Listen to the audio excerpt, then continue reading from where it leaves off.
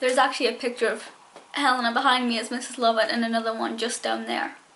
Hey everyone, so this is quite an emotional video because for the last 3 years I've been reviewing all of Helena Bonham Carter's films. This is the last batch, including a VHS, which was a very interesting journey. This is them all. Apart from the 1 or 2 that are actually currently not available for public consumption at all, I have now seen all 65 of Helena Bonham Carter's films, and as a few people have requested this video, I will be doing a ranking of them all at some point in order of favourites. But for just now, it's time to have a little look at the final batch. So just very quickly, with the first one is Terminator Salvation. HBC's role in this is absolutely fine. I don't have too much to say about this because as a film it's not currently my kind of film. But I mean, there was nothing wrong with it, it's just not personally for me. I've been putting off watching Planet of the Apes for a long time because this is the launching of the Bonham Carter Burton dynasty. You know, if this film didn't get created, maybe they wouldn't have become a partnership for a good number of years. I loved it and I cannot wait to go and watch the original Planet of the Apes and then watch Rise of the Planet of the Apes. I didn't think I would enjoy it, but basically these astronauts land on a planet inhabited by apes, and there's quite a big role reversal, whereas it's the humans who are in cages and the apes rule the planet. HBC as an ape is fantastic. I cannot imagine how difficult it must have been for all of the apes to be dressed up like that for hours at a time and perform like that. I don't know how heavy the costumes were, but it's just, it's exquisite and much better than I was expecting. Magnificent Seven's an interesting one. It's about a mother who has daughters and sons, and her daughters are, to want for a better word, normal by society standards, but her sons all have different levels of autism, and it's about how she copes with this, but also how the children cope as well and how society views them.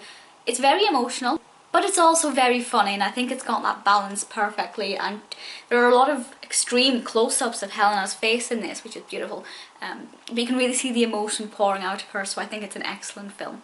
The Heart of Me was nice. I think my favourite thing about this is the fact that HBC sings, technically the soundtrack, she sings Heart and Soul, which is available on YouTube and I'll link it in the description. She sings it within the film itself, and it's about 2 sisters and 1 man in a bit of a tangled love affair and a lot of heartache and a lot of deceit.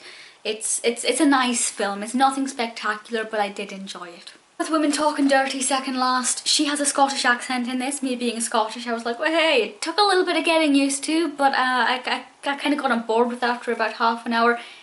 Filmed and set in Edinburgh. I love Edinburgh, so there's a lot of gorgeous scenery, and basically she's a bit of a wild one, and then she finds herself pregnant, but then she has a best friend and there's a bit of complications there.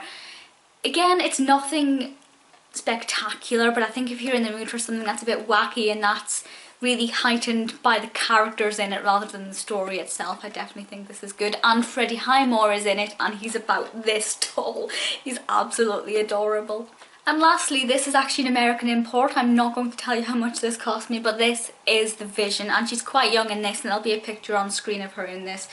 It's about a TV news station that launches a new thing, and her father's lead anchor, and then he gets himself into all kinds of bother. It's nothing interesting. I actually didn't enjoy it that much. I have to say I paid that much for it. It's quite scary. But she's very good in it. And yeah, if you can get hold of a copy and you're a Helena fan, I definitely think you should watch it. I'm done. That's so upsetting. I also watched Morris, but she's in that for about 4 seconds, so that's not really a HBC film. But she's very good in that as well. She's the lady in the cricket ground. Yeah, that's so emotional. So what's next? 55 Steps, I think, which should be out, is it next year? End of this year? I'm not sure. Thank you for watching my HBC videos. It's been a very emotional journey, and as I said, I promise that I will rank all 65 of them in order of preference. That's going to be very, very difficult, but by all means, feel free to let me know your favourite HBC films and roles, and I'll speak to you all soon. Bye!